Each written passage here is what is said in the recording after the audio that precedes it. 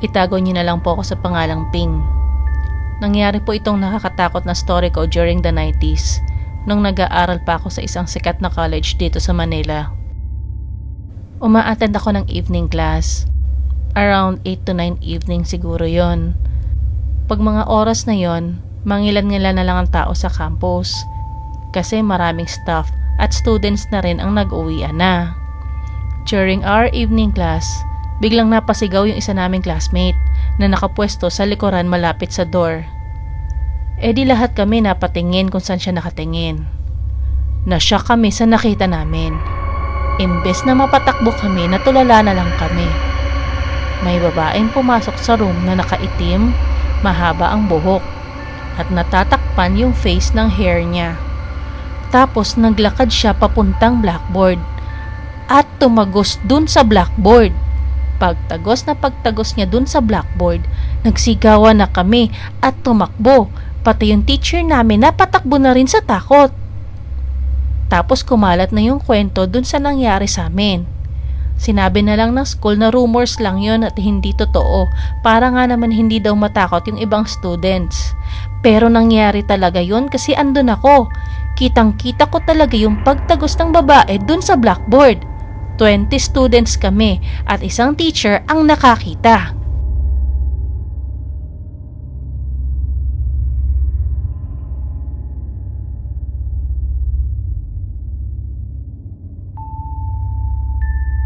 Itago niyo na lang po ako sa pangalang Myla. Isa po akong dating editor ng school paper namin way back college days ko. May mga rumors back then na kumakalat na yung office ng school paper namin ay pugad daw ng mga maligno. Ang story na isi-share ko sa inyo ay yung naging karanasan ko sa office na yon.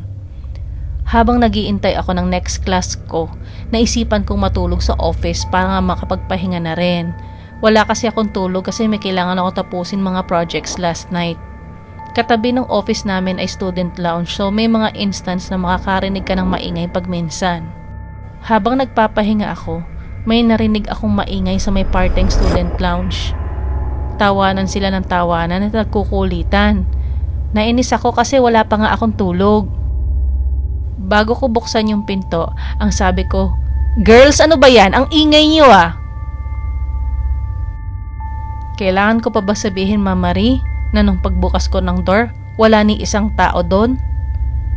Natulala na lang ako, Ma'am Marie, kasi na-realize ko mag-isa lang ako sa area na yon. Isang minuto din akong tulala, tapos bigla akong napatakbo hanggang sa may nakasalubong akong kakilala ko.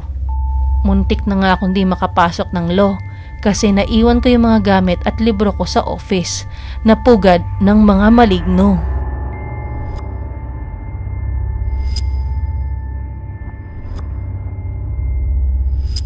Magandang gabi po sa mga tagapakinig ng THS. Itago niyo na lang po ako sa pangalang Susan. Nangyari po itong nakakatakot na story ko nung college pa lang ako. During that time, kasali po ako sa isang choir. Kapag nagpa-practice po kami sa campus, minsan inaabot po kami ng 7:30 to 8 in the evening. May mga naririnig na akong stories na nagpapaparamdam dun sa school namin. Pero hindi ko po pinapansin kasi wala naman po akong personal na experience. Hanggang nangyari nga itong story na isi-share ko sa inyo. Break time ng choir namin nung naisipan kong gumamit ng CR. Pagkatapos kong mag-CR ay gumamit pa ako ng salamin at naghugas ng kamay.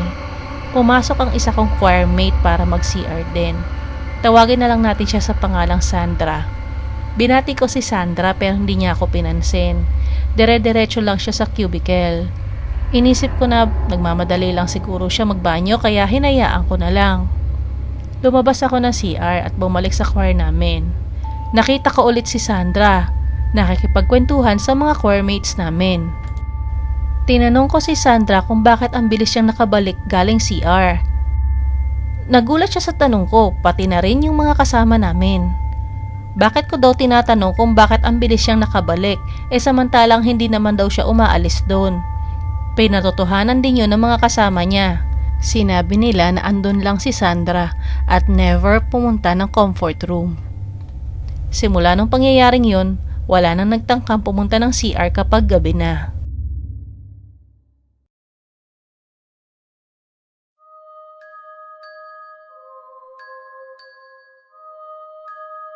Itago niyo na lang po ako sa pangalang Tony.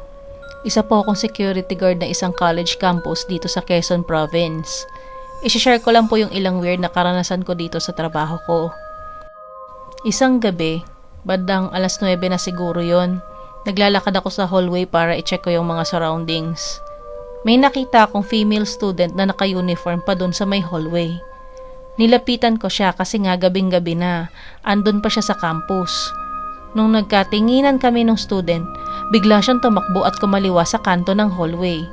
Sa pagkakaalam ko, yung kaliwang kanto na yon ay dead end na. Pagdating ko sa dead end, wala na yung student. Kinalubutan ako, Ma'am Marie, kasi na-realize ko na multo pala yung nakita ko. Sa takot ko ay umalis ako ng hallway at bumalik na ako sa station ko. Simula nun, iniiwasan ko na yung hallway lalo na sa gabi. Yan yung kauna-unahan kong paranormal experience sa campus na yon. Nasundan pa yun ng iba pang ghost sightings katulad ng teacher na walang mukha o kaya maiingay na student sa gabi kahit wala namang event o activities during that night. Naisipan ko din lumipat ng ibang work dahil nga sa mga pagpaparamdam na yon. Kaso hindi rin naman ako sigurado na wala akong ma-encounter na ghost sighting sa lilipatan ko. Isa pa sa edad kong to, mahirapan na ako maghanap ng ibang trabaho. Kaya tiniis ko na lang at eventually nasanay din naman ako kasi harmless naman sila.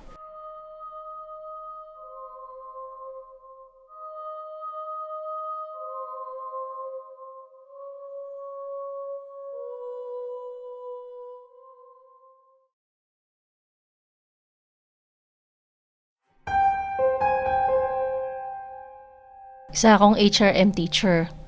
Itago niyo na lang po ako sa pangalang Maria. Nangyari itong paranormal experience ko habang nasa loob ako ng room ng mga HRM teachers.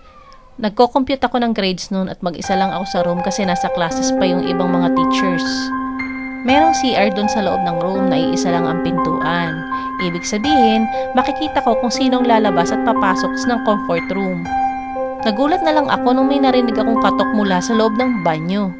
Mga 3 katok siguro yon. Ang nakakilabot lang doon ay yung tunog ng katok. Para bang galing siya sa ilalim ng lupa. Nanindig ang balahibo ko nun, Ma'am Marie, kaya lumabas muna ako ng room at inintay kung may dumating na pwede kong makasama sa room na yon. Tingnan ko din yung banyo mula sa labas ng room to make sure kung may lalabas galing CR. Nung dumating yung isa kong co-teacher, pinabukas ko sa kanya yung banyo at sinabi niya na walang tao dun sa banyo. Ibig sabihin, bakante yung banyo, Ma'am Marie, nung may narinig akong katok galing sa loob.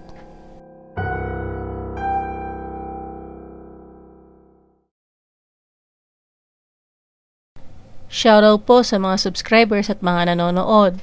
Paul Lazaro Magtoto, Test Channel, Shadow Informer, Jobel Osias, Oyeran Mishifu, Emi Valdez.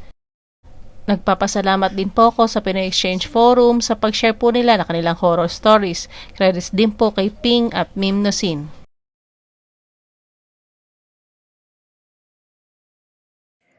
Kung gusto niyo pong magpadala ng mga nakakatakot na stories, either fiction po o kaya naman po ay based po sa totoo niyo pong experience, pwede niyo pong ipadala sa THS Tagalog Horror Stories at gmail.com. Maraming salamat po sa pakikinig!